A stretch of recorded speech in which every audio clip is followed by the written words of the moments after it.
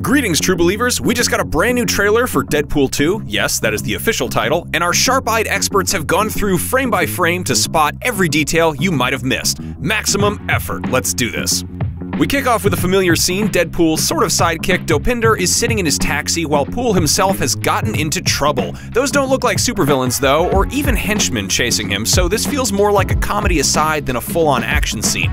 It could be an homage to the early scene from Raiders of the Lost Ark where Indy is chased to his plane yelling to his pilot to get it started because, after all, references to 80s movies certainly aren't out of character for Deadpool. As Dopinder reels off Deadpool's traits, we get a mini montage of some far more violent goings-on, beheadings, fighting in stiletto heels, all the usual stuff. We also see DP's girlfriend Vanessa, who, after a quick misdirect where she looks unimpressed, is still clearly very much in love with Wade Wilson even after all the scars and kidnappings.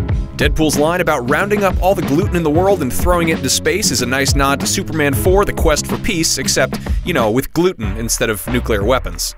Now here's where things get interesting. It's pretty clear that Deadpool and Vanessa are destined for each other, but it seems like Deadpool 2 is going to be a rocky road for the both of them.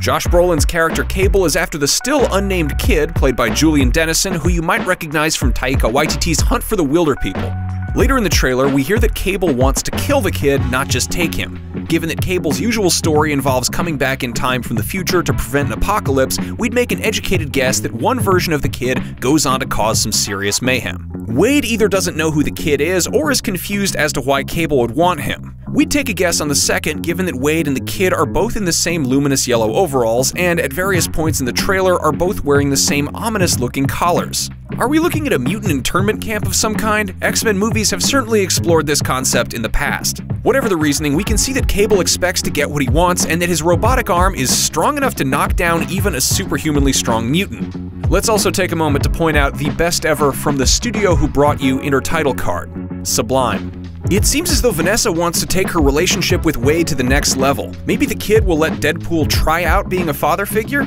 We really wouldn't put it past Ryan Reynolds and company to have a baby Poole at the end of all this. We also get a quick glimpse of the kid's powers here. We've seen in previous trailers that he seems to be the more fiery kind of mutant, but not the scale of the destruction he can cause. Those scorched lines in the earth suggest fireballs have been thrown. It's been speculated that Dennison's character is Pyro, who's faced off against Cable in the comics before, and that's looking more and more likely. Though Pyro has been seen in X-Men movies before, that's not going to stop the makers of Deadpool from creating their own version. After a brief montage of shots, we get our first look at some other mutants. Negasonic Teenage Warhead is back with a tall new hairdo, but Shioli Kitsuna's new character is more mysterious. You can tell from her outfit she's officially part of the X-Men, and while the purple hair might make you think she's another version of Psylocke, we're going with Surge, a Japanese mutant with the power to wield electricity.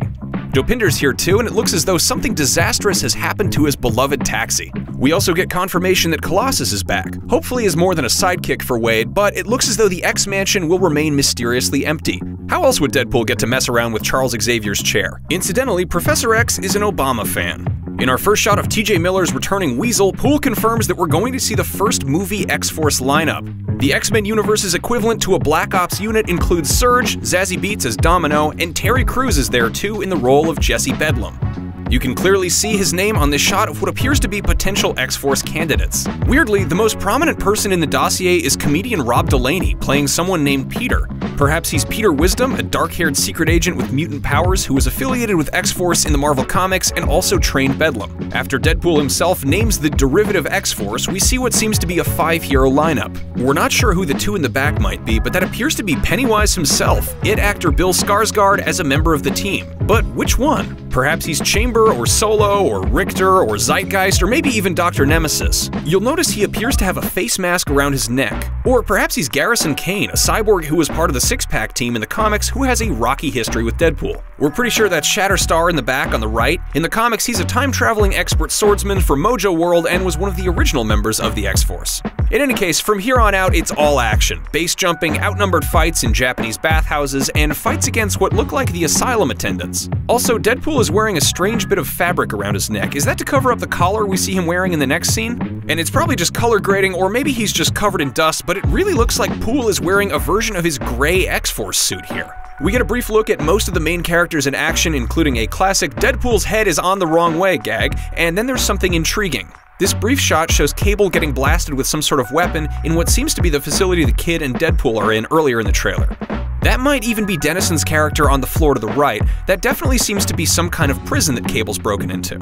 Then we get a shot of Poole in a fetching X-Men sports jersey, a frankly disgusting kill, and naturally a joke about the Sisterhood of the Traveling Pants. The post-trailer sting brings a meta-joke about the film itself, but we still think Wade is talking about Sisterhood of the Traveling Pants here because there's long been speculation about a third movie.